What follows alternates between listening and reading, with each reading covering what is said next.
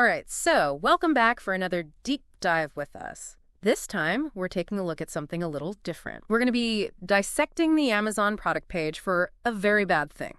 It's the upcoming thriller from J.T. Ellison. Ooh, it sounds interesting. Yeah, and I know you might be thinking, an Amazon page. Yeah. But trust me, this is going to be fun. We're not just looking at a book summary. Right. This is like, we're using it as a way to explore the whole world of publishing, marketing, and how authors, especially like Ellison, they really hook readers like you.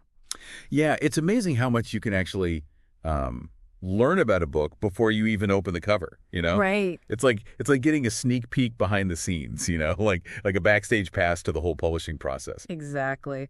And speaking of backstage, this particular page gives us a glimpse into a story about a novelist, a very celebrated novelist. Columbia Jones is her name. And get this, she's found murdered on her book tour. Oh, wow. Talk about a plot twist. Right. I mean, that's a dramatic way to end a book signing. I know, right? So the premise itself is just screaming, who done it? Right. And Yeah. the page really sets the stage. I mean, you can already tell it's going to be suspenseful. But there's something else that caught my eye. What's... The publisher, they compare the author to Taylor Swift in the blurb. Oh, interesting. Makes you wonder, are they, just trying to ride her coattails? Mm-hmm. Or is there something more there, like a real connection between Taylor Swift's storytelling and the book itself? What do you think? Yeah, I mean, because, Taylor Swift, she is known for being a master storyteller. Yeah. And she's got, like, a super devoted fan base. Absolutely. Makes you wonder if they're trying to tap into that same audience. Yeah, could be. But let's bring it back to Columbia Jones. This woman, she's at the top of her game, best-selling author, devoted fans, a movie deal, the works. I mean, you'd think she's living the dream, right? Well, that's where things get interesting. Yeah. Right? The book, it kind of hints at this dark side of success, the pressure, the expectations. All that comes with fame, especially these days with social media and everything. Right. You're always in the spotlight, constantly being judged. It can be, pretty isolating, even dangerous. And I think that's what J.T. Ellison's getting at here, showing us a different side to someone who seems to have it all, but maybe, is struggling underneath it all. And talk about success. I mean, look at this. The Amazon ranking, #1 bestseller in suspense thrillers and women's sleuths. And the book isn't even out yet. Wow, that's impressive. That says something about J.T. Ellison, her existing fan base, For sure. And probably some pretty savvy marketing, too. Oh, yeah, definitely. Pre-release rankings like that, those are a big deal. They give you a sense of how well a book might do once it's actually out. And you know what else? Look at all the different formats they're offering. Kindle, audiobook, hardcover, paperback. They're not missing a single opportunity to get this book into people's hands. You're covering all their bases. Yeah, they're going all out. Okay, so let's get to the good stuff, the murder. We know that Columbia is found dead, right? Yep. In her hotel room, lying in a pool of blood, no less. But they're pretty vague on the details. Why do you think they do that? Ooh, that's classic thriller stuff. Mm-hmm. It's all about building the suspense, pulling you in, making you want to know more. They want you to ask those questions. Who could have done it? Why? And, with thrillers, they love to play with your expectations about the killer. Like, is it going to be the obvious suspect? Yeah. Or someone you never saw coming? Right. And to add even more intrigue, it looks like the story's told from multiple points of view. Yeah. You've got Columbia's daughter, who's also her publicist, Oh, wow. a journalist who's covering the book tour, and then, of course, the police. Interesting. What do you think about that approach? I don't know. What do you think? I think it's brilliant. It adds so much depth to the mystery. Each character, they bring their own baggage, their own biases. It shapes how they see things, how they try to figure out what happened. It's like trying to put together a puzzle, but all the pieces are coming from different angles. Right. And, of course, let's not forget the secrets. What's a thriller without secrets? Whoa, you're right. And this product page, it definitely hints that Columbia Jones has a past that's coming back to bite her big time.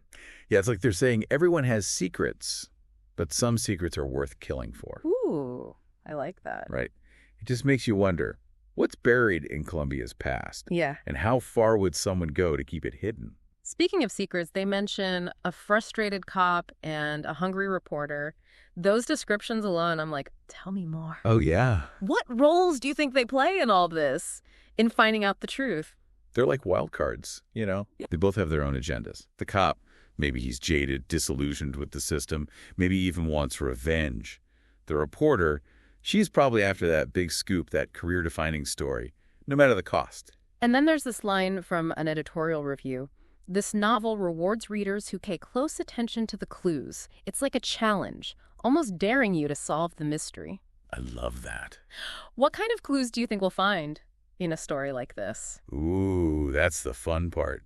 It could be anything. Hidden messages, little details that seem insignificant at first, suspicious behavior, all those things that might seem normal, but then, as the story goes on, they take on a whole new meaning. It's about reading between the lines, noticing those inconsistencies, questioning everything. That's what makes thrillers so addictive. You're not just reading, you're playing detective right along with the characters. Now, before we jump into the customer reviews, let's take a little detour. Let's talk about the author herself, J.T. Ellison. The About the Author section tells us that she's a New York Times and USA Today bestselling author. She's got over 30 novels under her belt.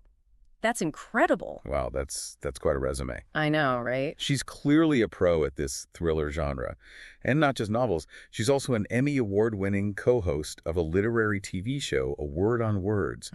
This woman is a force to be reckoned with. And guess what? She also writes urban fantasy under the pen name Joss Walker. I'm exhausted just thinking about it all. How does she find the time and the energy? Clearly, she's got a passion for storytelling. Yes. In all its forms.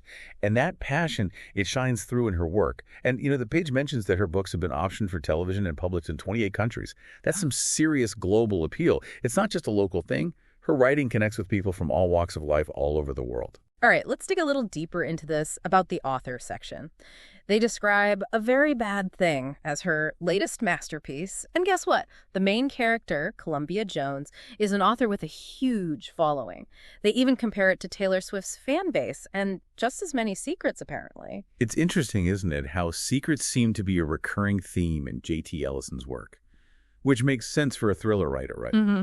And that comparison to Taylor Swift, it's clever. It brings up all these questions about fame, identity, the masks we wear in public. Think about it. How much do we really know about the celebrities we admire? Especially now, with social media where everyone's carefully curating their image. Right. It makes you wonder how much is real and how much is, just for show, and what happens when that perfect image starts to crack. Exactly. And that seems to be at the heart of A Very Bad Thing.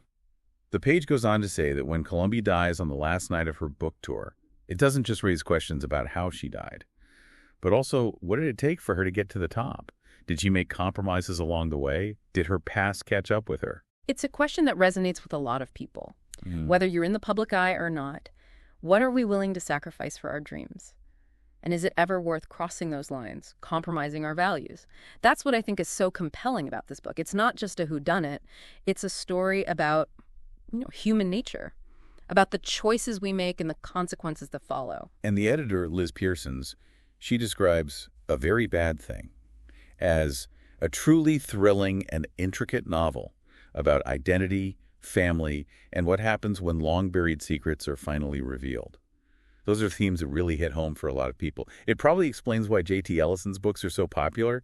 She's tapping into those deep-seated fears and desires that we all have, the things that keep us up at night. It sounds like this book really goes there, exploring the dark side of success, the tangled webs of relationships, the weight of past choices, all wrapped up in a fast-paced, suspenseful package. Sign me up.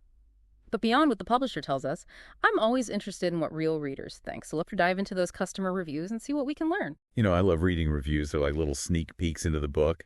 You get a sense of how it made other people feel and maybe how it might make you feel too.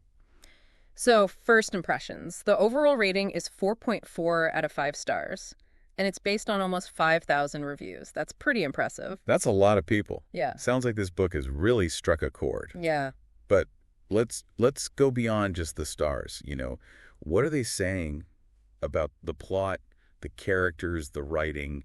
What grabbed them? Okay, so a lot of reviewers talk about the twists and turns.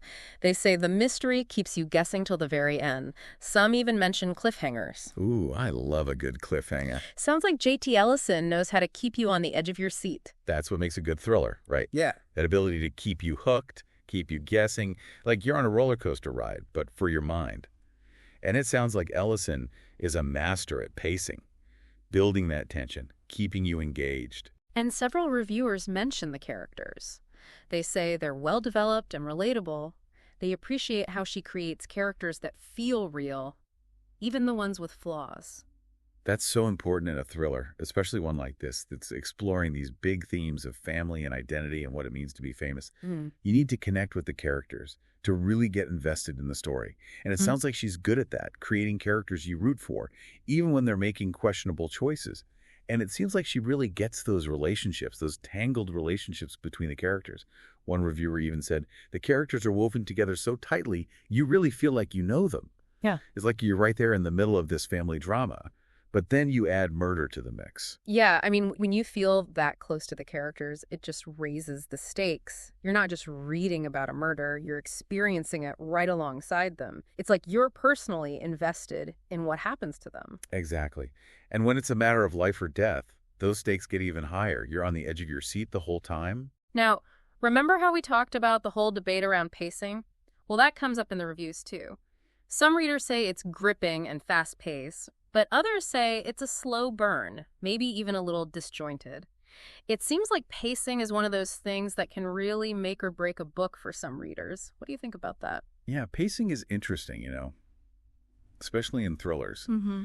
It's all about controlling the flow of information, right? How the suspense builds, how the tension is released, and it's so subjective. What one person finds gripping, another might find too slow or even rushed. It really just depends on what you're looking for as a reader. That's a good point. It's like when you're reading reviews, you got to take them with a grain of salt. Just because one person didn't like the pacing doesn't mean you won't either. It's about finding authors whose style kind of matches your own preferences. Totally. Some readers love that slow burn, Yeah. where the suspense builds gradually like a pot simmering on the stove. Others want that immediate gratification, that adrenaline rush of a fast-paced story. There's no right or wrong way to do it. It's all about what keeps you engaged and turning those pages. Some of the reviewers who really liked the pacing said they couldn't put the book down. They call it a single sitting read. But even the ones who thought it was slow to start said once they got past a certain point, they were hooked. So it seems like even if it starts slow, she knows how to reward you for sticking with it. Yeah, it's interesting how those different experiences highlight the importance of giving a book a chance to unfold in its own way. Sometimes that slow build can lead to a much more satisfying payoff in the end. It's like taking your time with a really good meal, savoring every bite. Oh, and one reviewer used this phrase, chaotic story, which, I don't know, depending on how you look at it, that could be a good thing or a bad thing. What do you think? Can chaos actually be good in a thriller? Oh, absolutely. Chaos can be amazing for suspense and intrigue. I mean, think about it. Life itself is chaotic, right? Unpredictable. And when you see that reflected in a thriller, it can make the story feel so much more real, so much more relatable. And that can make it even more gripping. Some readers just love that feeling of being thrown into the deep end, having to piece together a story that's fragmented and full of surprises, like solving a jigsaw puzzle where the pieces keep changing. And speaking of surprises, there are a few mentions of jaw-dropping twists and an amazing and scary ending. Sounds like J.T. Ellison knows how to deliver a satisfying ending. The kind that makes you want to go back and reread the whole book just to see how you missed the clues. That's the mark of a truly great thriller, right? Those unexpected twists and turns that leave you reeling, that make you question everything you thought you knew. And they stay with you long after you've finished the book. It's like the author's planted a seed in your mind and it just keeps growing. Okay, so the reviews also talk a lot about how readable the book is. They say the writing is well-written, flowing, and easy to read, which is great, right? Especially in a genre that can sometimes get a little too complex and hard to follow. Definitely. You want a thriller to be a page-turner, something that draws you in and keeps you hooked until the very last page. And for that, you need clear writing that doesn't get bogged down with too much detail or technical jargon. It's about creating an experience where you're so caught up in the story that you lose track of time. A few reviewers even point out how descriptive the writing is. They say she paints such vivid pictures with her words. It's like you're right there in the scene, experiencing everything firsthand. That's the power of good writing, right? Using language to create a whole world in the reader's mind, engaging all their senses, making them feel like they're really there. And it sounds like J.T. Ellison has a real talent for that, bringing her stories to life in a way that feels so immediate and visceral. Okay, so lastly, but certainly not least, we got to talk about those plot twists. Several readers mention specific things that caught them off guard, but they're good about not giving anything away, which I appreciate. Yeah, that's the mark of a true thriller fan. They understand how important it is to protect the mystery for other readers, to let everyone experience those surprises for themselves. It's about respecting the journey, not just the destination. One reviewer said they suspected a connection between two characters, Riley and Columbia, and another one talked about how much information there is to process, how the story just keeps unfolding. It sounds like J.T. Ellison has really crafted a complex plot with all these layers to uncover. And that complexity is what keeps us coming back for more, right? The more tangled the web of relationships and secrets and motivations, the more satisfying it is when the truth finally comes out. It's like peeling back the layers of an onion, each layer revealing something new and unexpected. There's even a mention of a twist in the epilogue. Which, I mean, come on, that's just playing with our emotions. Some readers are even hoping for a sequel. It sounds like she's left the door open for more stories in this world. That's smart, you know? Leaving some questions unanswered, hinting at what might come next. It keeps readers engaged, wanting more. It's like she's planted a seed, and now we're all waiting to see what grows from it.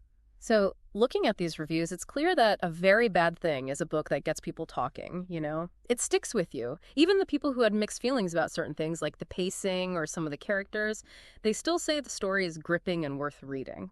It just goes to show how powerful a good thriller can be, you know? It engages you on so many levels, intellectually, emotionally, even physically sometimes. It taps into our fears, our curiosity, our need to figure things out.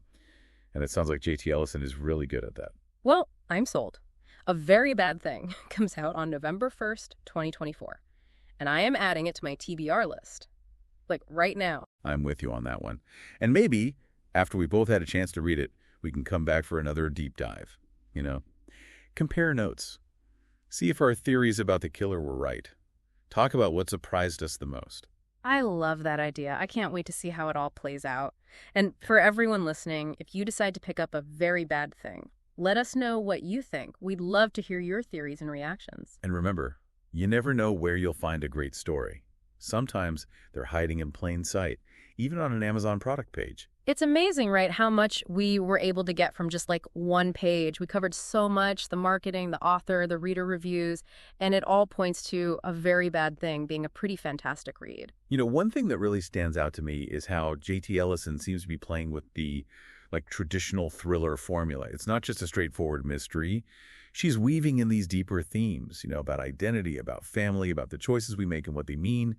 Yeah, exactly. And she does it with these characters that you just like connect with instantly. They feel real, they make mistakes, and it makes the whole thing so much more intense because you're not just wondering who did it.